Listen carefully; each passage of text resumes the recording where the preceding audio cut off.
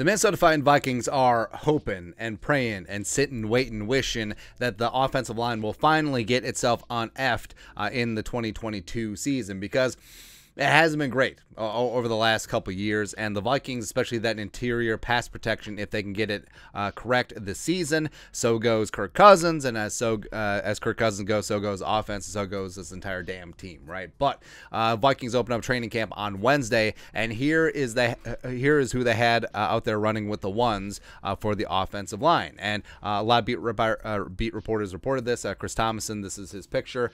Pioneer Press, Christian Darrisaw, the 2021 first-round pick coming out of Virginia Tech, number 23 overall. Full off-season of work, full healthy training camp. I think that he can be a Pro Bowl caliber left tackle in very short order. I ain't worried about the tackles. I mean, Brian O'Neill at right tackle, number 75, staying alive. He's already one of the best right tackles in the game.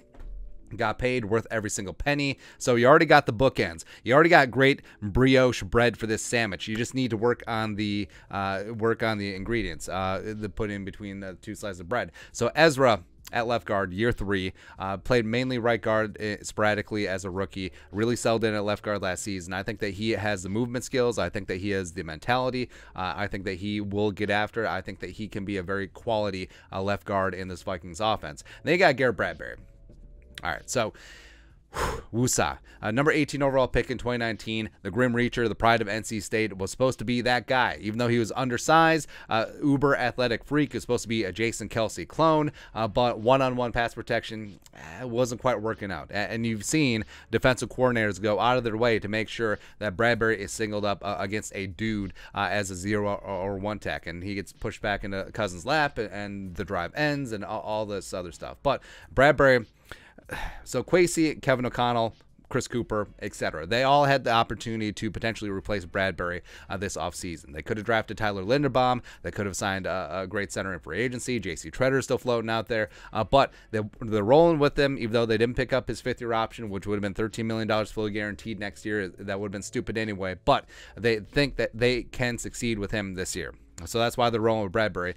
Enter right guard. So Jesse Davis coming over from the Miami Dolphins. He was horrible at right tackle. He was okay at right guard. He even got a decent little contract with the Dolphins playing right guard, and he's been mixing in with the ones throughout the offseason. So Jesse Davis opening up as a starting right guard, I don't think it's that much of a surprise. So that's the starting 5 as a right meow. And just like we talked about with the secondary, it doesn't matter who they roll out day one. You're going to see some shifts. And just because, say, today on Thursday, Chris Reed is in there at right guard, or Wyatt Davis is in there, or hell, maybe Ed Ingram, the 2nd-round pick out of LSU, is in there. I don't think that necessarily means anything, because especially the offensive line. I mean, the offensive line is the only unit on the field that doesn't rotate, or doesn't have some aspect of rotation in it, because you want your 5 to have chemistry with the guy to their left or right if applicable, and you want to build that up. So they're going to work with different combinations at right guard, maybe even some different combinations at center. I don't think it was a mistake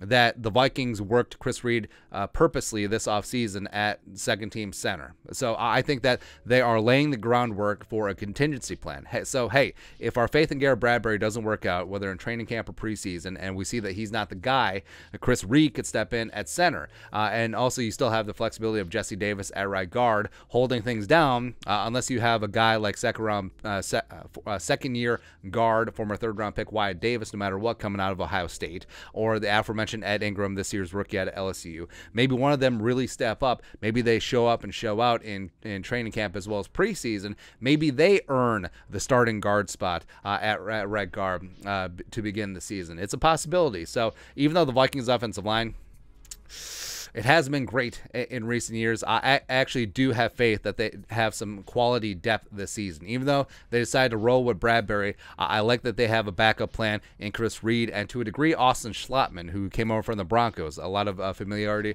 with Chris Cooper, Justin Riscotti, as well as Curtis Motkins, the new run game coordinator. So even though the Vikings there's a lot of question marks. There's certainly a lot of question marks with the offensive line, even though you got the bookends. You got the tackles. Ezra, I think, is going to be pretty solid, but a lot of questions what's going on at center. Is Bradbury going to step it up in year 4? Can he turn that corner? Mama, I can change him. And who is going to be that guy at right guard? So Jesse Davis had the first opportunity. It doesn't really mean a thing until they put the pads on.